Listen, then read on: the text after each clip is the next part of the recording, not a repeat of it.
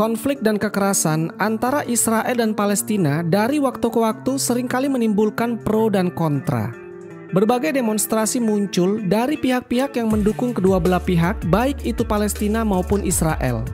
Namun rupanya, tidak semua Yahudi mendukung Israel. Ada juga golongan Yahudi yang menentang Zionisme Israel. Di antaranya adalah kelompok Yahudi Haredi dan Neturei Karta.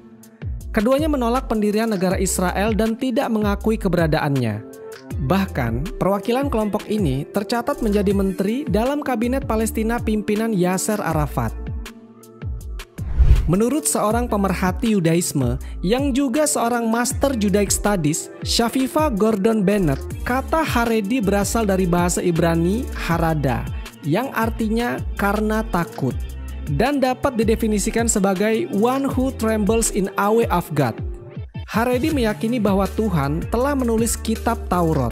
Mereka ketat sekali mengamalkan hukum Yahudi yang disebut halaska dan menolak mencampurkannya dengan hal-hal yang sifatnya kontemporer. Kelompok Yahudi Haredi adalah kelompok Yahudi Ortodoks yang paling konservatif. Pengikut Yahudi atau Yahudisme Haredi dijuluki sebagai Haredi. Kadang mereka disebut juga dengan ultra-ortodoks, walaupun mereka sendiri sebenarnya tidak mau dinamai dengan sebutan itu. Haredi hanya mengakui garis keturunan Yahudi yang lahir dari rahim wanita Yahudi yang menikah dengan pria Yahudi. Selain dari itu, mereka tidak mengakuinya. Berbeda dengan beberapa sekte lain di kalangan Yahudi yang masih mengakui garis Yahudi walaupun sudah ada campuran dengan yang bukan darah Yahudi.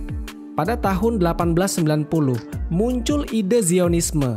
Para elit Yahudi mulai mengajak dan merekrut pendukung paham Zionisme pada kaum Yahudi, baik di Eropa maupun di Amerika.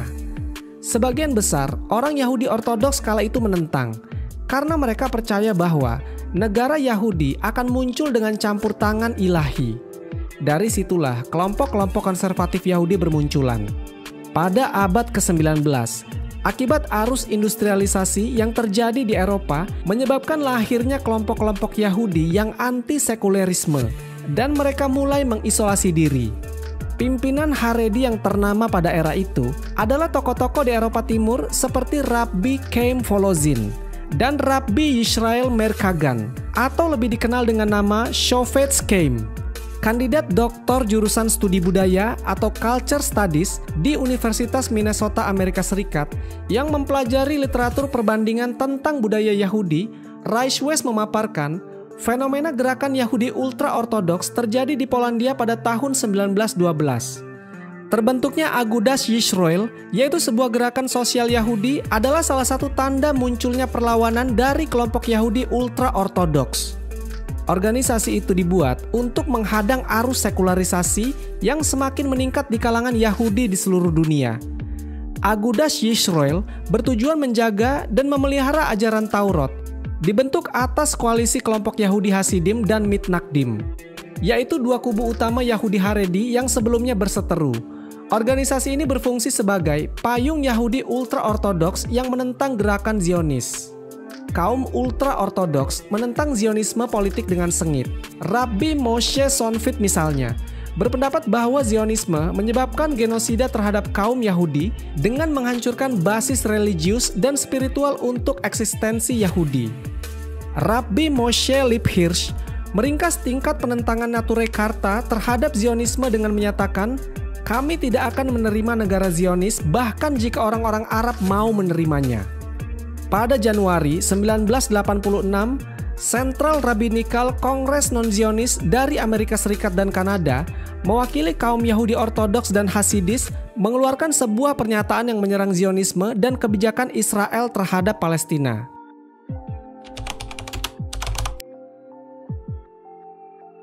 Yahudi Ortodoks adalah golongan umat Yahudi yang masih berpegang teguh dan taat sepenuhnya kepada tradisi-tradisi lama mereka.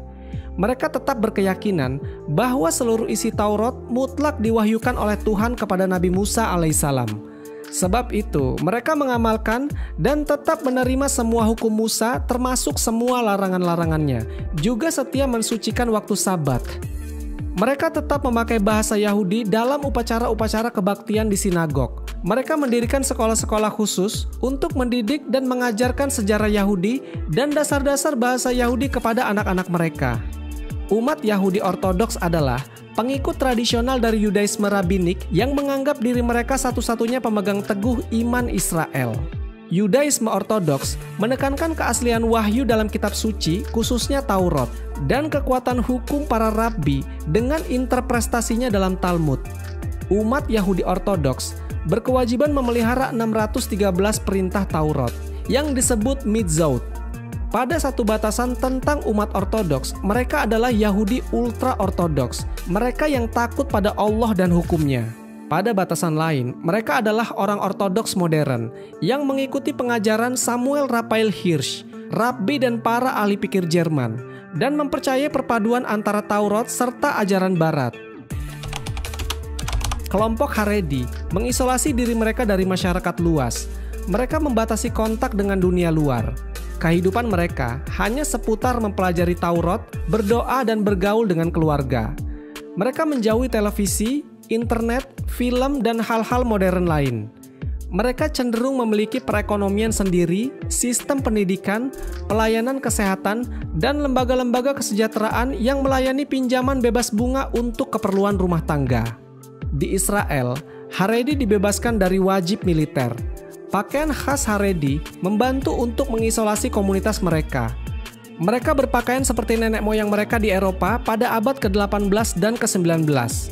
Para lelaki cenderung memakai jas hitam dan kemeja putih, dan menutupi kepala mereka dengan topi warna hitam berukuran lebar. Para pria juga umumnya memiliki janggut, sedangkan wanitanya berpakaian tertutup, lengan dan kakinya tertutup. Dan setelah menikah, mereka menutup rambut dengan wig, topi, kerudung, bahkan cadar. Wanita Haredi tidak berbicara dengan pria yang bukan anggota keluarganya. Mereka tidak bersalaman dengan lawan jenis, kecuali keluarganya atau saudara sekandung. Sistem di sekolah Yahudi Ortodoks juga memisahkan ruangan dan aktivitas antara murid wanita dan murid pria. Nature Karta atau disebut penjaga kota adalah bagian dari kelompok Yahudi Ortodoks. Dikutip dari jewishvirtuallibrary.org, berdiri di Yerusalem sejak awal abad ke-19. Mereka hadir untuk menolak Zionisme dan pendirian negara Israel. Sebagian besar anggota Nature Karta adalah keturunan Yahudi Hungaria yang telah menetap di kota tua Yerusalem. Mereka berprofesi sebagai pedagang dan pengrajin yang menghabiskan waktunya untuk mempelajari Talmud dan teks suci lainnya. Nature Karta merupakan penentang keras ideologi politik baru Zionisme. Mereka membenci para pendatang baru yang notabene orang-orang sekuler. Nature Karta juga tidak pernah mengakui negara Israel dan pemerintahannya. Bahkan anggota Nature Karta tidak mengambil uang kertas shikal Israel, tidak bergabung dengan tentara cadangan, tidak menyanyikan lagu kebangsaan Israel, tidak merayakan hari kemerdekaan Israel, dan tidak pernah menginjakan kaki ke tempat paling suci dalam Yudaisme, yaitu tembok ratapan. Berbeda dengan kelompok lainnya, Nature Karta menentang Israel atas dasar agama. Seperti dijelaskan dari jewishvirtuallibrary.org, Nature Karta memandang Zionisme dan pendirian negara Israel sebagai tindakan anti-mesianis. Tindakan ini disusun dan lahir dari dosa, lantaran mengambil penebusan dan memerintah sebelum waktunya tiba. Menurut ajaran Nature Karta, mereka dituntut untuk menantikan penebusan surgawi. Dalam artian, mereka tidak boleh mengerahkan kekuatan fisik untuk mempercepat akhir zaman, melainkan menunggu pada pemeliharaan ilahi, kepastian para nabi, dan pada takdir mesianis. Ajaran Nature Karta juga menyebutkan orang-orang Yahudi tidak akan memberontak terhadap dunia non-Yahudi yang memberi mereka perlindungan, serta tidak akan bermigrasi secara massal ke Palestina. Wallahu a'lam bishawab. Semoga kisah ini bermanfaat. Lebih dan kurangnya mohon dimaafkan. Yang benar datangnya dari Allah Subhanahu wa Ta'ala. Khilaf atau keliru itu datangnya dari saya pribadi sebagai manusia biasa. Sampai ketemu di kisah-kisah seru yang penuh makna selanjutnya. Saya akhiri. Wassalamualaikum warahmatullahi wabarakatuh.